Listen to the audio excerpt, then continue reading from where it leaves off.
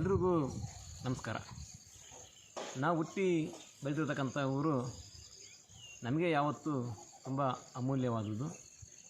ಯಾಕಂತ ಹೇಳಿದ್ರೆ ನಾವೆಲ್ಲೇ ಇರಲಿ, ನಾವೆಲ್ಲೇ ಬದುಕನ್ನು ಕಟ್ಟಿಕೊಳ್ಳಲಿ, ನಾವು ಹೇಗೇ ಇರಲಿ, ಅಲ್ಟಿಮೇಟ್ಲಿ ಕೊನೆಯ ನಿಲ್ದಾಣ ಅಂತಕ್ಕಂಥದ್ದು ಇರೋದು ನಮ್ಮೂರಿನಲ್ಲೇ. ಯಾಕಂತ ಹೇಳಿದ್ರೆ ನಾವು ಹುಟ್ಟಿ ಬೆಳೆದ ಊರಿಗೂ ನಮಗೂ ಇರ್ತಕ್ಕಂಥ ಒಂದು ತಾಯಿ ಮಗುವಿನ ಕಳ್ಳಬಳಿಯ ಸಂಬಂಧ. ಅದೇ ರೀತಿ ನಮ್ಮೂರು ಮಂಡ್ಯ ಜಿಲ್ಲೆ ಮಳವಳ್ಳಿ ತಾಲೂಕಿನ ಹಲಗೂರು ಅಂತಕ್ಕಂಥ ಒಂದು ಗ್ರಾಮ. ಇಡೀ ರಾಜ್ಯದಲ್ಲಿಯೇ ಅತ್ಯಂತ ಎರಡನೇ ದೊಡ್ಡ ಹೋಬಳಿ ಅಂತಕ್ಕಂಥ ಒಂದು ಹಿನ್ನೆಲೆಯನ್ನು ಹೊಂದಿದೆ. ಧಾರ್ಮಿಕವಾಗಿ ಐತಿಹಾಸಿಕವಾಗಿ ದೊಡ್ಡ ಮಟ್ಟದ ಹಿನ್ನೆಲೆಯನ್ನು ನನ್ನೂರು ಹೊಂದಿದೆ. ಅದೇ ರೀತಿ ಪ್ರಾಕೃತಿಕವಾಗಿ ಒಂದು ಸೌಂದರ್ಯ ಹೊಂದಿರತಕ್ಕಂಥ ಸುತ್ತಲೂ ಬೆಟ್ಟ, ಗುಡ್ಡ, ನದಿ, ತೊರೆಗಳಿಂದ ಆವೃತವಾಗಿರ್ತಕ್ಕಂಥ ಗ್ರಾಮ ನಮ್ಮೂರು.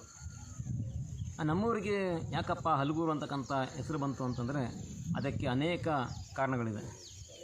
ಮೊದಲನೇದಾಗಿ ಹಲಗೂರಿನಲ್ಲಿ ವಿಶ್ವಕರ್ಮ ಜನಾಂಗದವರು ತುಂಬ ಇದ್ದರಂತೆ. ಅವರು ನೂರಾರು ವರ್ಷಗಳ ಹಿಂದೆ ರಾಜ ಮಹಾರಾಜರುಗಳಿಗೆ ಕಬ್ಬಿಣದ ಕತ್ತಿಗಳನ್ನು ಮಾರ್ತಕ್ಕಂಥ ಒಂದು ವೃತ್ತಿಯನ್ನು ಮಾಡ್ತಿದ್ರು. ಸೊ ಬಹುತೇಕ ರಾಜ ಮಹಾರಾಜರುಗಳಿಗೆ ಇಲ್ಲಿಂದನೇ ಕತ್ತಿಯನ್ನು ಮಾಡಿ ಸಪ್ಲೈ ಮಾಡ್ತಿದ್ರು. ಸೊ ಕತ್ತಿ ಅಂತಕ್ಕಂಥದ್ದು ಅಚ್ಚ ಕನ್ನಡದಲ್ಲಿ ಹಲಗು ಅಂತಕ್ಕಂಥ ಒಂದು ಅರ್ಥವನ್ನು ಹೇಳುತ್ತೆ. ಸೊ ಕತ್ತಿಯನ್ನು ಮಾಡ್ತಕ್ಕಂಥ ಊರು ಹಲಗೂರು ಆಗಿ ಪ್ರಸ್ತುತ ಹಲಗೂರು ಅಂತಕ್ಕಂಥ ಒಂದು ಹೆಸರನ್ನು ಹೊಂದಿದೆ. ಅದೇ ರೀತಿ ನಮ್ಮೂರಿನಲ್ಲಿ ಒಂದು ಪುರಾಣ ಪ್ರಸಿದ್ಧವಾದ ದೇವಸ್ಥಾನ ಇದೆ, ನಡುಕೇರಿ ವೀರಭದ್ರ ಸ್ವಾಮಿ ಅಂತ. ಸೊ ಆ ದೇವಸ್ಥಾನದ ಸುತ್ತ ಅನೇಕ ಬೀದಿಗಳು, ಅನೇಕ ಕುಟುಂಬಗಳು ವಾಸ ಮಾಡ್ತಿದ್ವಂತೆ. ಆ ಊರಿನ ಮಧ್ಯಭಾಗದಲ್ಲಿ ಆ ದೇವಸ್ಥಾನ ಇತ್ತಂತೆ. ಸೊ ಆ ವೀರಭದ್ರ ಸ್ವಾಮಿಯ ಹಲಗು ಯಾವುದು ಅಂತ ಹೇಳಿದ್ರೆ ಕತ್ತಿ. ಅದರ ಆಯುಧ ಕತ್ತಿ ಆಗಿರೋದ್ರಿಂದ ಸೊ ಏನಾಯಿತು ಅಂತ ಹೇಳಿದ್ರೆ ಹಲಗೂರು ಅಂತಕ್ಕಂಥ ಹೆಸರು ಹಿಂದೆ ಬಂತು. ನಂತರ ಕಾಲಕ್ರಮೇಣ ಅದು ಸಹ ಹಲಗೂರು ಅಂತ ಬದಲಾಗಿದೆ. ಅದೇ ರೀತಿ ನಮ್ಮೂರಿನ ಸುತ್ತಮುತ್ತ ಬೆಟ್ಟ, ಗುಡ್ಡ ಮತ್ತು ನದಿ, ತೊರೆಗಳು ಹರಿತಾ ಇರುವಂತೆ. ಸುತ್ತಲೂ ಈ ಕಡೆ ಹೋದರೆ ಈ ಭೂಮಿನಕಿಂಡಿ ಬೆಟ್ಟ, ಇತ್ತ ಕಡೆ ಹೋದ ಬಸವನ ಬೆಟ್ಟ ಮತ್ತು ಭೀಮಾ ನದಿ, ಶಿಂಷಾ ನದಿ, ಇವೆಲ್ಲ ಒಂದು ಈಗಿನಷ್ಟು ಮನೆಗಳಿರಲಿಲ್ಲ, ಎಲ್ಲ ವಿಶಾಲವಾಗಿತ್ತು. ಸೊ ಹಲಗೂರಿನ ಮಧ್ಯವಾಗಿ ನಿಂತ್ಕೊಂಡು ನೋಡಿದ್ರೆ ಎಲ್ಲ ಕಾಣಿಸುತ್ತಂತೆ. ಸೊ ಒಂದು ಆ ಪ್ಲೇಸ್ ನೋಡಿದ್ರೆ ತುಂಬ ರಮಣೀಯವಾಗಿ, ತುಂಬ ಒಂದು ಸುಂದರವಾಗಿ ಕಾಣಿಸುತ್ತಂತೆ. ಅಂದರೆ ಈ ಹಿಂದೆ ಈ ಗ್ರಾಮವನ್ನು, ಈ ಪ್ರದೇಶವನ್ನು ಗಂಗರು ಆಳ್ವಿಕೆ ಮಾಡ್ತಿದ್ರಂತೆ. ಸೊ ತಮಿಳು ಭಾಷೆಯಲ್ಲಿ ಹಲಗು ಅಂತಕ್ಕಂಥದ್ದು ಅಂತಂದರೆ ರಮಣೀಯವಾದ, ಸೌಂದರ್ಯವಾದ ಅಂತ ಒಂದು ಅರ್ಥ ಇದೆ. ಸೊ ಸುತ್ತಮುತ್ತ ಒಂದು ಒಳ್ಳೆ ಪ್ರಾಕೃತಿಕ ಸೌಂದರ್ಯ ಹೊಂದಿರೋದ್ರಿಂದ ಇದನ್ನು ಹಲಗೂರು ಅಂತ ಕರೆದರು. ಇದೂ ಸಹ ಕಾಲಕ್ರಮೇಣ ಹಲಗೂರು ಅಂತಕ್ಕಂಥ ಒಂದು ಹೆಸರಾಗಿ ಬದಲಾಗಿದೆ. ನಮ್ಮೂರು ಶೈಕ್ಷಣಿಕವಾಗಿ ತುಂಬ ಹಿಂದೆ ಒಂದು ದೊಡ್ಡ ಮಟ್ಟದ ಒಂದು ಏನಂತ ಹೇಳಿದ್ರೆ ಬೆಳವಣಿಗೆ ಹೊಂದಿದೆ.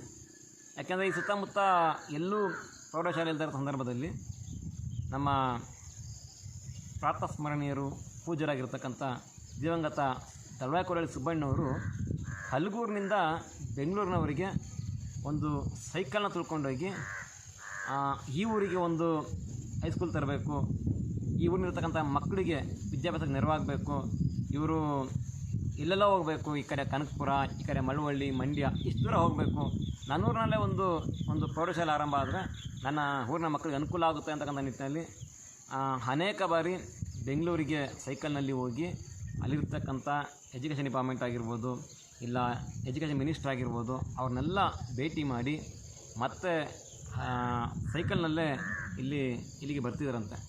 ಅವರ ತ್ಯಾಗ, ಅವರ ಹೋರಾಟದ ಪ್ರತಿಫಲ ಹಲಗೂರಿನಲ್ಲಿ ಬಹಳ ಹಿಂದೆ ಒಂದು ಸುಸಜ್ಜಿತವಾದ ಒಂದು ಪ್ರೌಢಶಾಲೆ ಆರಂಭ ಆಗಿದೆ. ಸೊ ಇಂದಿಗೂ ಸಹ ಆ ಶಾಲೆ ನಡ್ಕೊ ಬರ್ತಾಯಿದೆ. ಆ ಶಾಲೆಯಲ್ಲಿ ಕಲ್ತಿರ್ತಕ್ಕಂಥ ನೂರಾರು ಸಾವಿರ ವಿದ್ಯಾರ್ಥಿಗಳು ಇವತ್ತು ಸಮಾಜದ ಉನ್ನತ ಹುದ್ದೆಯಲ್ಲಿದ್ದಾರೆ, ಉನ್ನತ ಸ್ತರಗಳಲ್ಲಿ ಕೆಲಸವನ್ನು ಮಾಡ್ತಿದ್ದಾರೆ. ಇವತ್ತು ನಾವು ಅವ್ರನ್ನ ನೆನೆಸ್ಕೋಬೇಕಾಗಿದೆ. ಅದೇ ರೀತಿ ನಮ್ಮೂರು ಒಂದು ವ್ಯಾವಹಾರಿಕವಾಗಿ ಆರ್ಥಿಕವಾಗಿ ತುಂಬ ಸದೃಢವಾಗಿರ್ತಕ್ಕಂಥ ಊರು. ಇವತ್ತಲ್ಲ, ಹಿಂದೆಯೇ, ಅಂದರೆ ನೂರಾರು ವರ್ಷಗಳ ಹಿಂದೆಯೇ ವ್ಯಾವಹಾರಿಕವಾಗಿ ಒಂದು ದೊಡ್ಡ ಮಟ್ಟದಲ್ಲಿ ಆರ್ಥಿಕ ಶಕ್ತಿಯನ್ನು ಹೊಂದಿದಂತಹ ಒಂದು ಊರು. ಅದಕ್ಕೆ ಒಂದು ಬೆಸ್ಟ್ ಎಕ್ಸಾಂಪಲ್ ಅಂತ ಹೇಳಿದ್ರೆ ನಮ್ಮೂರಿನಲ್ಲಿ ಒಂದು ಶಾಸನ ಇದೆ.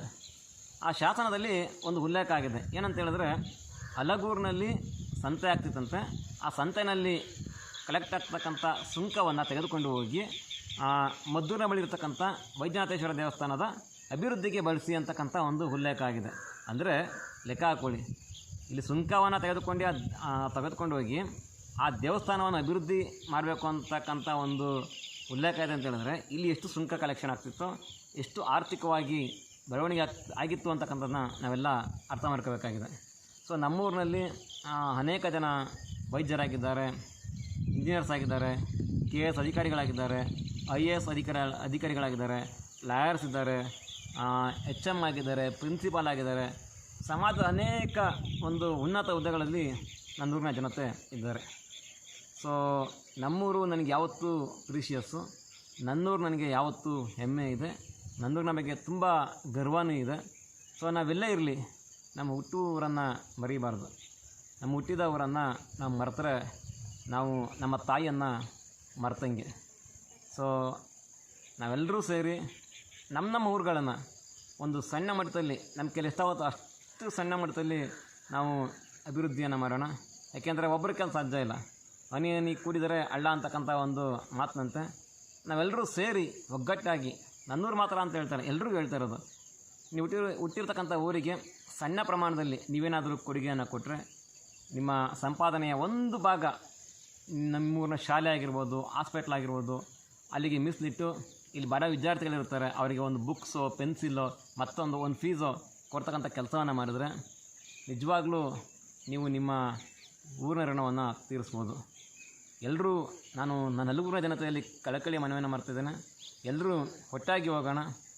ಹಲಗೂರು ಅಂತಕ್ಕಂಥದ್ದು ಒಂದು ಗ್ರಾಮವನ್ನು ಇಡೀ ರಾಜ್ಯದಲ್ಲೇ ಒಂದು ಮಾದರಿ ಗ್ರಾಮವಾಗಿ ಮಾಡಿ, ನಾವೆಲ್ಲ ಹೆಮ್ಮೆ ಪಡೋ ರೀತಿ, ನಾವೆಲ್ಲ ಗರ್ವ ಪಡೋ ರೀತಿಯಲ್ಲಿ ನಾವೆಲ್ಲರೂ ಜೊತೆಯಾಗಿ ಬದುಕೋಣ, ಜೊತೆಯಾಗಿ ಸಾಗೋಣ ಅಂತಕ್ಕಂಥ ಮಾತನ್ನು ಹೇಳ್ತಾ ನನ್ನ ಈ ಒಂದು ಸಣ್ಣ ಮಾತುಗಳನ್ನು ಮುಗಿಸ್ತಾ ಇದ್ದೇನೆ. ಎಲ್ರಿಗೂ ನಮಸ್ಕಾರ. ಜೈ ಹಿಂದ್, ಜೈ ಭಾರತ್ ಮಾತೆ.